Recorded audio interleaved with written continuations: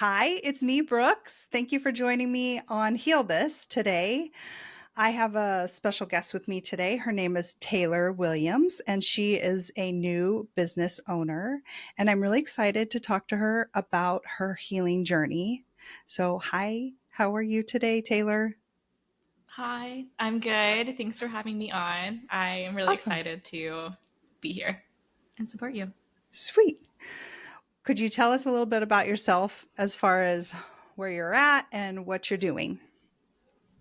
Yes, so I'm currently in Chicago and I am on the verge of opening my own reformer Pilates studio in my neighborhood, which is insane but really exciting. So I'm originally from Nashville. So tell us why you chose Pilates, why you decided to go in that direction. Why wasn't it yoga or let's do some training with a personal trainer or something?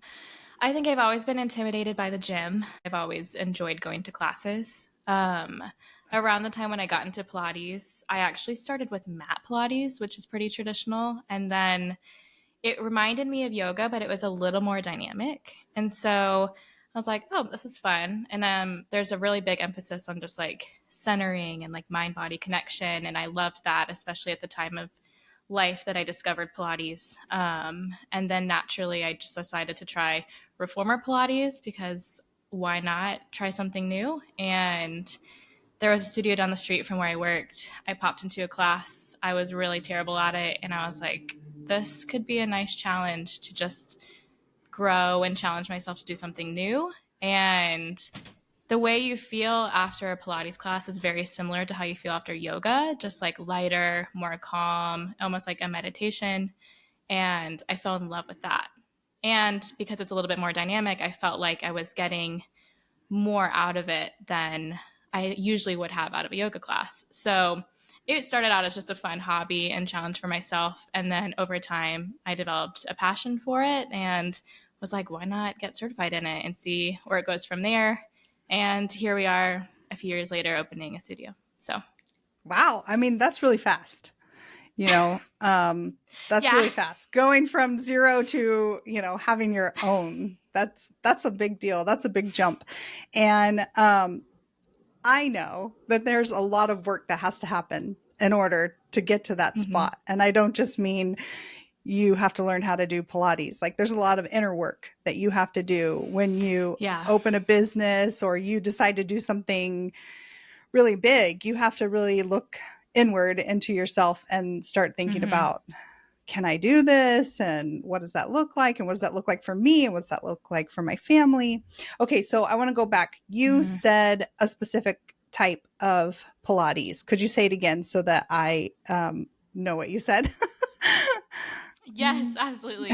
So, the most common forms that I've seen of Pilates out there, there's like 6 different types of machines, but you're going to find mat Pilates and a lot of group spaces. You just do Pilates movements on a mat, very similar to yoga.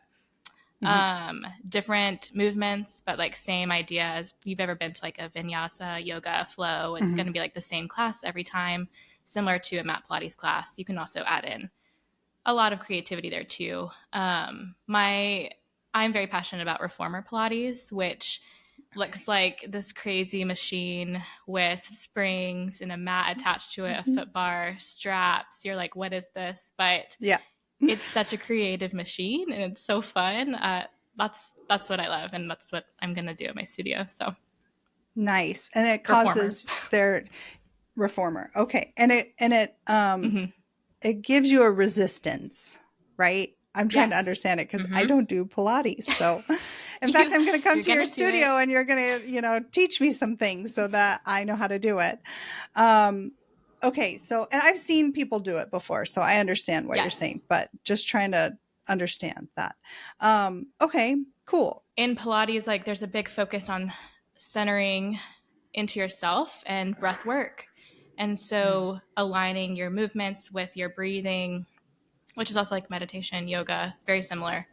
And I learned that those can be taken outside of a Pilates class. At the time when I was doing Pilates, my life was in a pretty chaotic season, and I just needed something that I could control. And so the Pilates studio became a space where it's like, I can control what goes on in here, and I can learn to control what goes on inside my body, at least for this hour. And so that breath work, the centering, the focus on control over time became something that I adopted in everyday life. But at the beginning of my journey in Pilates, it was absolutely a block. And then add in teacher certification and learning how to teach people something that you know very well. That's a whole nother journey, just learning the Yes, it language. is. Yes, it So I is. had to redo all that work again. Mm-hmm. So it's been a journey for sure. There's been a lot of work involved in my confidence to open a space, but I love it. And I think lifelong skills come from doing something like this. So, Yes. Well, I really love that you said that. If there's any time in our life where we're feeling out of control or blocked, and we have a specific thing that we do where we get into the flow, right? Like I know people who mm-hmm. run, and I know people who do yoga, and it's like we all have our thing. I know for sure when I'm doing massage that I am in the flow, that I am, Mm-hmm. I'm really listening to the vibrations and the frequencies that are coming in, not only for myself, but for my client. And again, like you said, taking that and then bringing it into our everyday life in those moments when we are feeling a little out of control or blocked, or I don't know what's happening right now, that fight or flight Yes. time. And I think that Mm-hmm. that's what all of these different modalities are trying to do. Whether you're in the healing arts or you're in a physical movement, there are times in our life when we're out of control. And how do we deal with Mm-hmm. those moments? And breathing is a big deal. What would you say about that?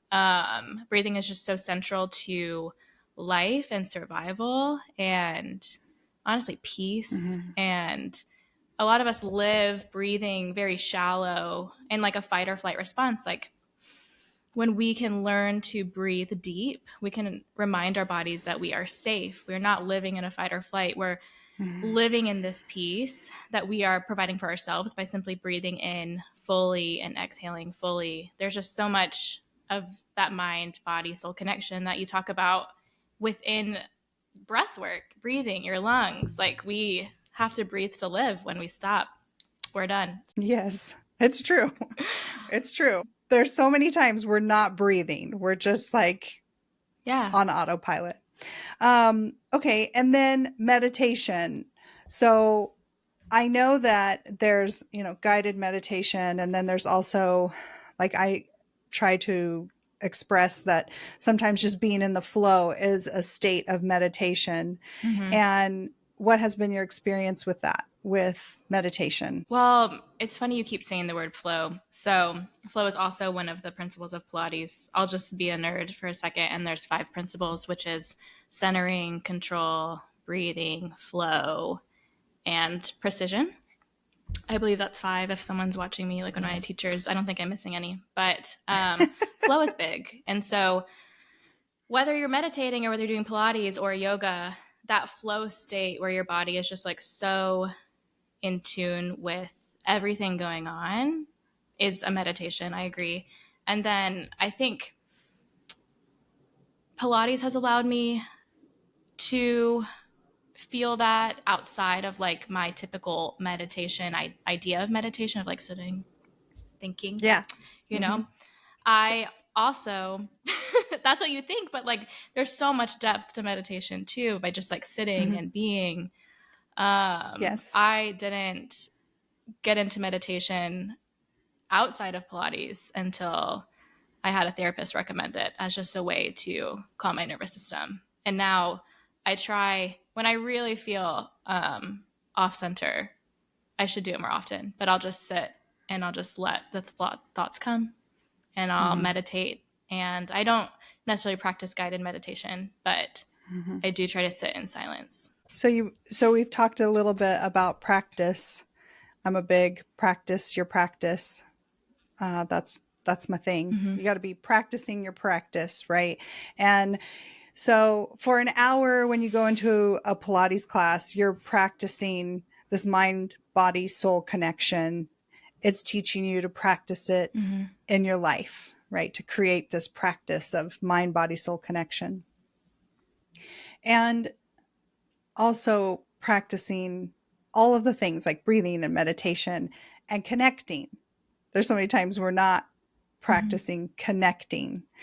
And so all of this leads me to ask you about your spiritual practice, because I feel like unless we really are connecting to something, that we're really cheating ourselves. So what would you say your spiritual practice is? And maybe that is your Pilates class. I do think that flows into that. I didn't grow up thinking of spirituality as the same way I do now. I grew up in a pretty conservative Southern Baptist church, and so that was like the lens I had for a very long time. It's expanded and shaped or molded throughout my lifetime.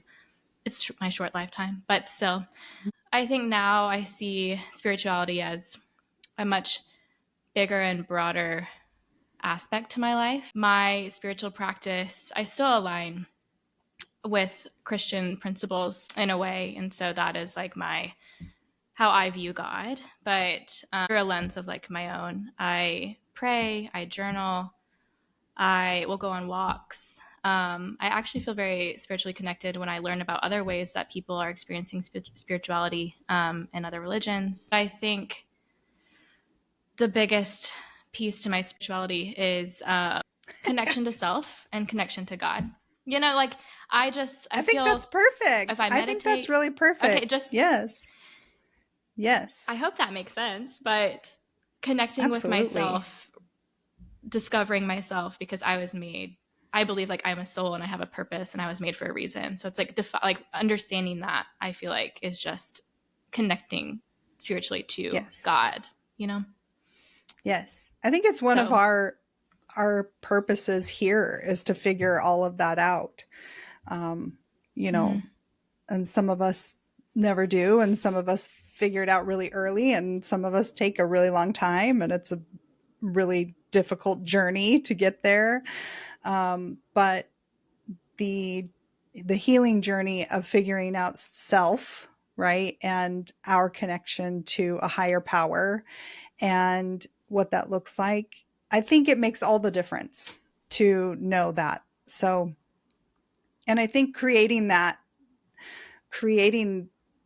what it looks like is actually part of it, because it has to work for us. Yeah.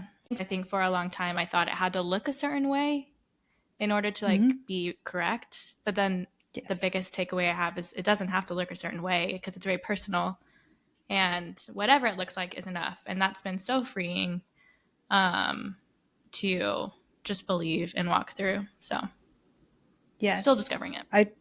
Yeah, that's right. Totally agree. I think if I was just listening to something this morning actually, and you know, a lot of times we think we need to add things to our lives constantly to figure out what that connection is or what God is. And really it's removing all the stuff that was, you know, maybe it was somebody else's idea or other people's rules or whatever, but just really getting all that out of the way and just going straight to source, you know, and just saying, this is me, right? And I'm vulnerable and I'm connecting to love and a higher source of love. And what does that look like for me? And how does that work for me? Because we are all unique, and our path is going to be, there's huge benefits to connecting to something way bigger than us. And it works in our favor. That's what I think. So part of my practice is connecting and checking in with myself. Like, am I able to, like you might teach on a specific day, am I able to help people today? Clear all that out. It's really hard to go and try and help other people when I'm stuck in my stuff. So I'm pretty sure that has happened for you too. Have you ever noticed that when you are helping others, that it brings up your own stuff And what's that look like for you? Absolutely. Um, well, you and I got together to do a session a few months ago, and that this what we're talking about right now is something I feel like you brought up during like after our session of just like how self love is what's needed to like love on other people. Mhm. Um, and so that's something I've been working a lot on since then, and also like these past few years. But I cannot go into a class talking to myself, being like, "You are a terrible teacher. You suck at this job. You are never going to do anything good." Like I can't do that. It's not fair to them. It's not fair to me. Mm-mm. Um, those are definitely thoughts I've had after a class, before a class, but there's like a piece of it where it's like I have to step away and remind myself that that's not okay anymore. Um, and that's something. Oh my gosh, I feel like I'm gonna cry. But that's something I've worked really hard on. Is try trying to work on that and like my self-esteem and just like my confidence. And then after a class, whether it's good or it wasn't my favorite, the space I'm in is so encouraging all around. Even if I don't feel like I do a good job, people are grateful, and that has just like massively improved my confidence and like trust in myself, because I thought I was good enough to do this job, and then now they're telling me I'm good enough to do this job. So even if I can't believe myself, are they lying? No, I believe them. So Right. it's just been there's so much like self-doubt in my head all the time Mm-hmm. with this, with other things. But that's the work. And I'm like not scared to do that. So it's just it's daily work, honestly. But we're getting there. And I think it's forever I'm working on that. So Yes. That's all really big. You know, we, every day it's the work is checking in with mm-hmm. self and loving yourself. And so when I tell people to love their self, you know, they're always like, okay, what does that mean? You know, they don't really know. Yes. Like, what does that mean? Love myself. I mean, good job. You know, like, you know, yeah, good job. So what does that look like for you, loving yourself? Ooh, I felt mean, so good. let's go from I like actually love to. not loving self Mm-hmm. to loving self, and like thinking of some practices that have happened in there where you're very conscious of my goal is to do this work and to love myself. I think the biggest shift when I had to really just like take a check-in of like how I was talking to myself and treating myself was I got diagnosed with an autoimmune disease 2021 around the time I got married. It's called Hashimoto's, so it's a thyroid condition. Mhm. And I have been going to therapy for a long time, but when I got diagnosed with that condition, I realized and that my body was being affected by so many of my decisions outside of just like eating and moving my body. Like stress has a massive impact on how your body processes all the things. Yes. So I had to really just take a step back and be like, if I'm going to get better, what are simple steps I can do? One of those being I went completely gluten free. And that the only way I was able to get into that was I told myself, I was like, I love myself enough to not do something that's going to hurt my body. And That's so awesome. I think that's where I really started. I was like, I love Mm. myself enough to do this one thing. And then from there, I was like, well, I want to do this thing too. Like with Pilates, I was like, I want to move my body in a low impact way because that was beneficial for my Right. Hashimoto's and hormones. And so I was like, I love myself enough to show up to class. And so I was being gluten free. And then I showed up to class. And then I was like, I'm going to go on a walk. And from there, I just felt like I built different habits or activities simply out of the need to like love myself. And then, I mean, it's still a struggle all the time, but All the I time. have to remind myself Yes. that all the time. Yeah. I want to be someone who loves themselves. Like I want to do that, and I want other people to love themselves too. And so I have to love myself and help order to help them do that. So yeah. And here we are. Yes. Yes. You said so many things. I'm so happy about that. Sorry. Yes. No, it's all good. I love it. It is this upward spiral. It's like as soon as, okay, Mm-hmm. so I see this all the time.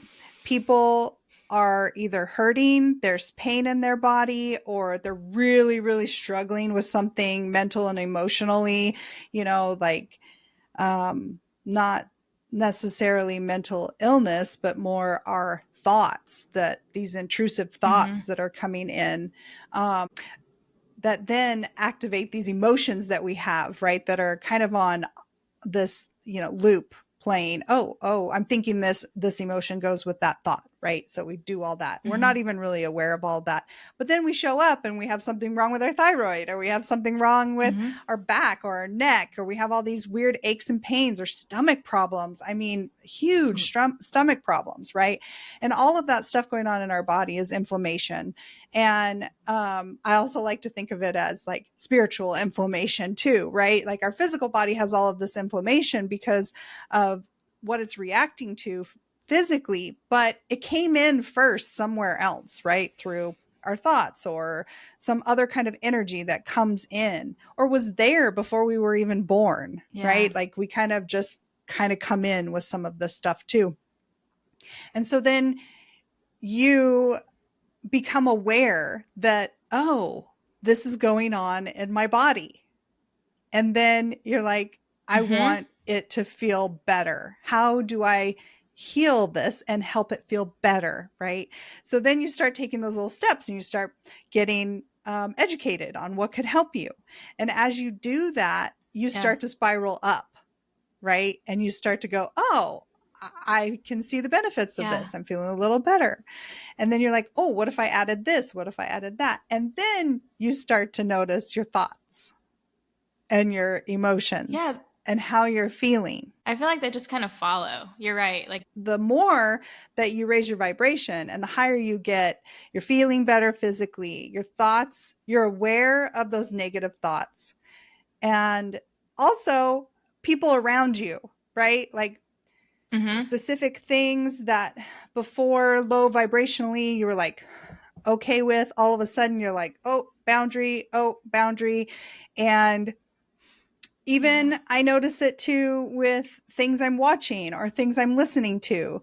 If I'm on those really high vibrations, I don't want to watch something that's going to make me feel sad or scared or depressed. Yeah. Yeah, it's a whole process. And then as you change, you understand that you are vibrationally calling in people who are wanting help in a lot of those same areas. You'll start to notice, oh, I know what this is.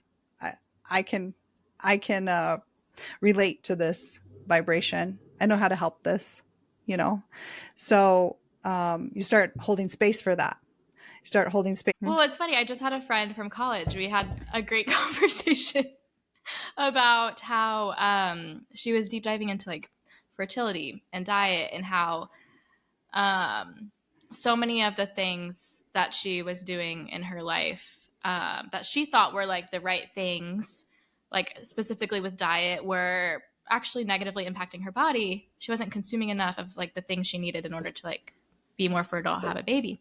And so she went the natural route, and I was like, oh, I love the natural route, like just adjusting your diet, figuring out like what your body's telling you. She was like, yeah, I wanted to make sure that my body felt comfortable enough to host a baby. So like, why is my body telling me otherwise? And I was at the store and I stopped and I was like, what a nice thing to say to yourself. What a nice thing to be Yes. like, body, what's going on? Why are we not doing this? Let's figure it out. And I was like, that type of self-love is like what I want everyone to have, what I want.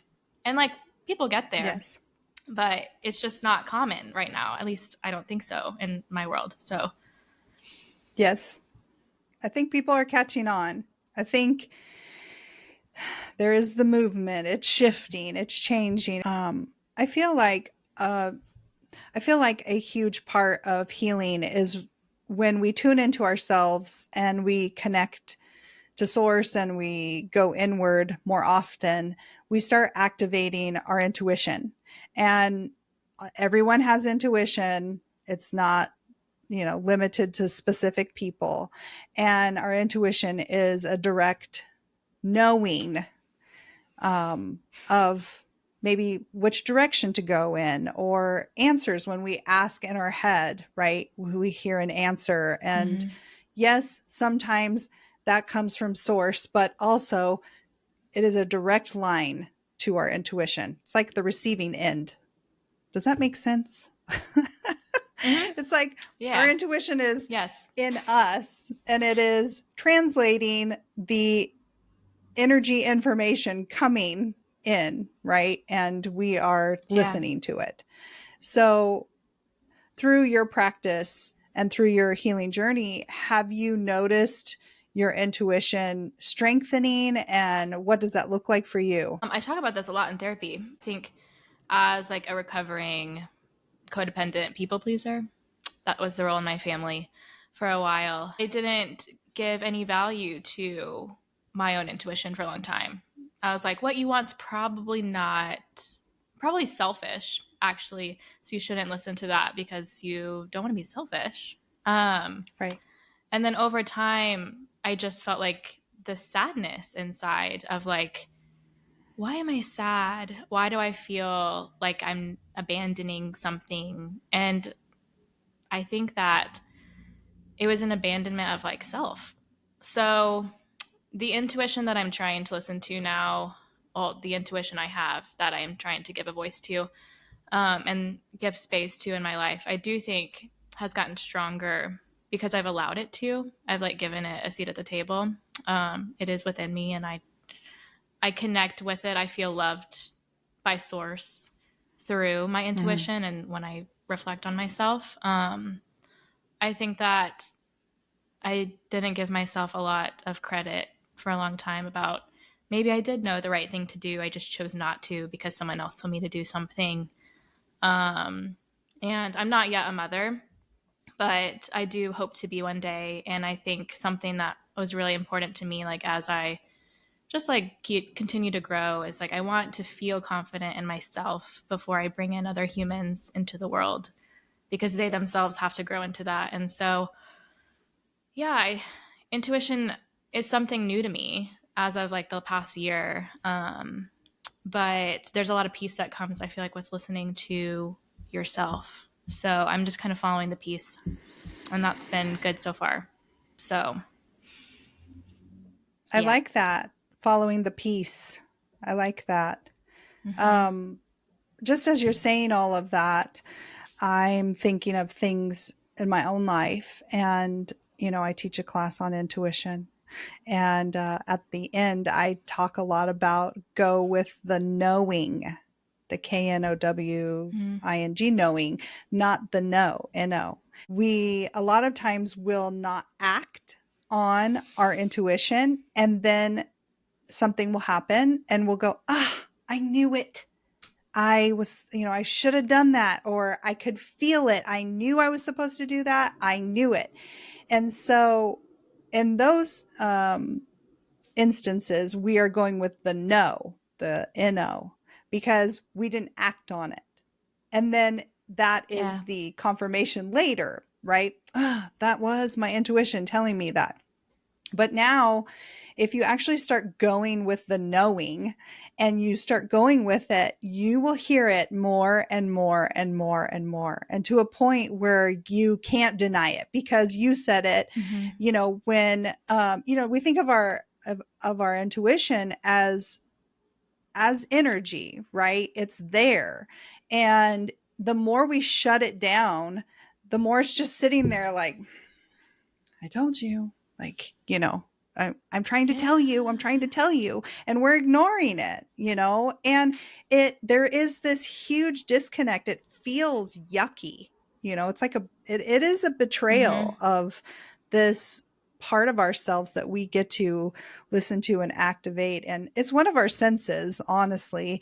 It's just, we can't see it. And until we actually act on it, and then we go, see, I knew it. And so, I was just wondering if there was anything for you that has come up, because I've watched you over a short amount of time, and again, I know this is a really big deal to open your own business, Yeah. and you have to feel certain things to get to that point where you're like, I can do this. I do this. This is me. Growing up, I think I grew up with very big personalities in my household and a lot of expectations. And I think, like, in order to feel safe inside my household, I just kind of went along with whatever was going on. Mhm. Um, I didn't want attention. I didn't feel safe getting attention. And this current season, I'm basically asking for attention because that's how you market a business. Right. Um, and it feels incredibly uncomfortable to have people see something that makes me seem vulnerable. Like I'm Mhm. trying.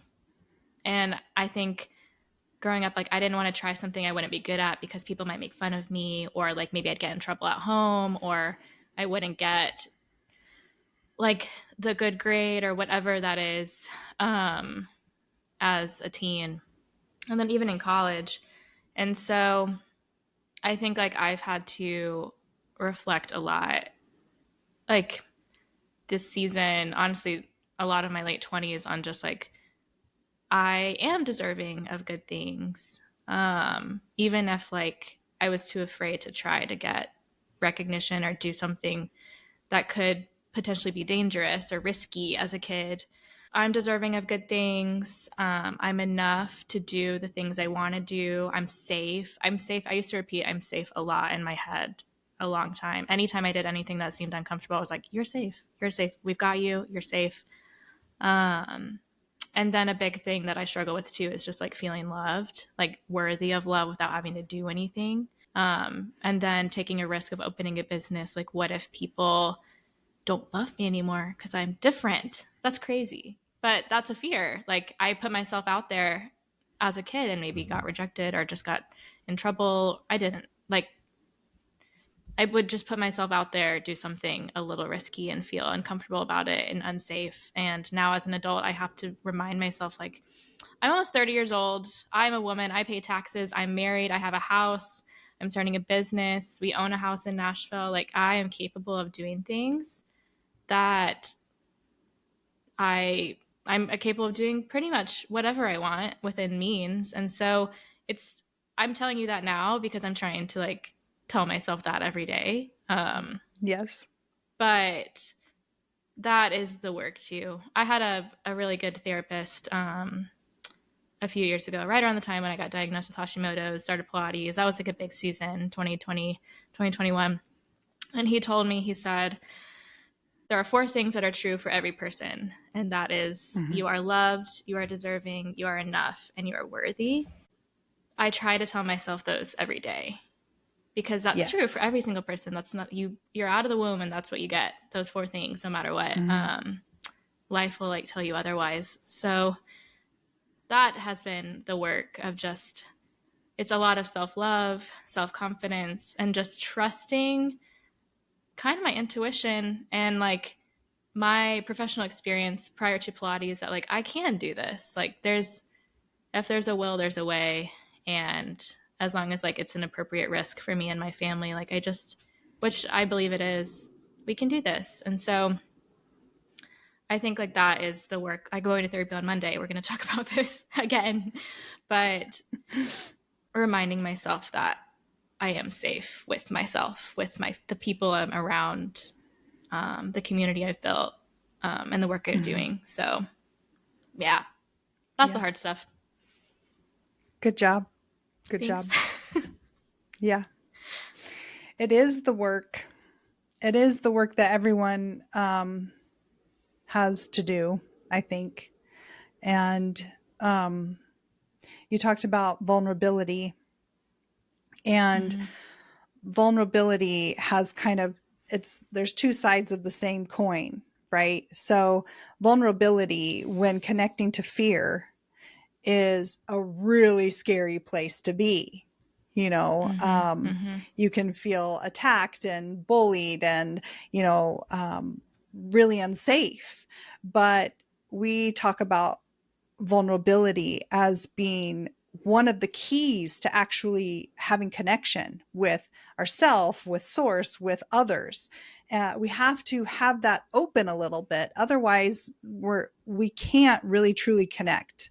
And so the other side of the coin, of course, is love, right? Mm-hmm. And connecting to source, connecting to self, and really, you really can't connect to those things honestly, truly, and not feel afraid until you do the investigating and know yourself and love Mm-hmm. yourself, right? And so when we're vulnerable and we have that confidence of this is who I am and this is what I do, and you can go in there, it doesn't mean that you aren't just a little bit nervous, right? Mm-hmm. But you don't feel fear because you are living your true authentic self, and there's no regret of that, right? You are Yeah. presenting, but you're doing the work. You're checking in every day with yourself, and you're every day you're kind of like, oh, I do this. This is me. I show up for Mm-hmm. myself. I do the things, and you feel that progression. And I'm listening to my intuition. I'm listening to source. I'm going in the direction I need to go because I hear it. I feel it. Our body is this conduit of recognizing truth, right? Like when something comes Yeah. in and it doesn't sit right, we're like, ugh, all the things happen in our body. We feel it. We know what it is. Mm-hmm. And so when we go with the knowing and we move forward and we keep going, that vulnerability turns to love, and it turns to confidence, and it turns to, this is me. And if one person shows up today, I did it. Yeah. Even if nobody Yeah. shows up, right? I I did it. show up. I Yeah. did it, right? And so and then honestly, as we listen to those things and we keep moving forward, it is just the law. It's just how it's going to happen. The law of attraction. It will Mm-hmm. just start to fall into the path and fall into our flow. I can't express how proud I am of you any more than I try to all the time, but you are really doing amazing work and a really great example for things haven't always been easy.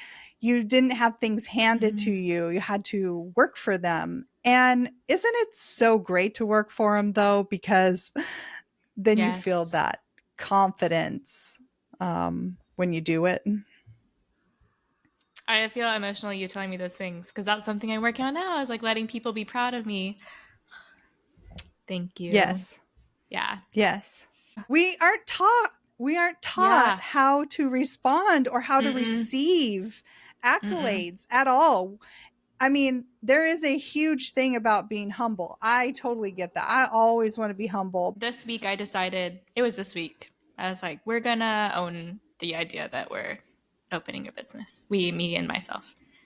And I'm stepping into like that proudness I have proudness of myself because I think I have to. But for a long I've been fighting it for a while. I just am like, it's just a space I'm renting.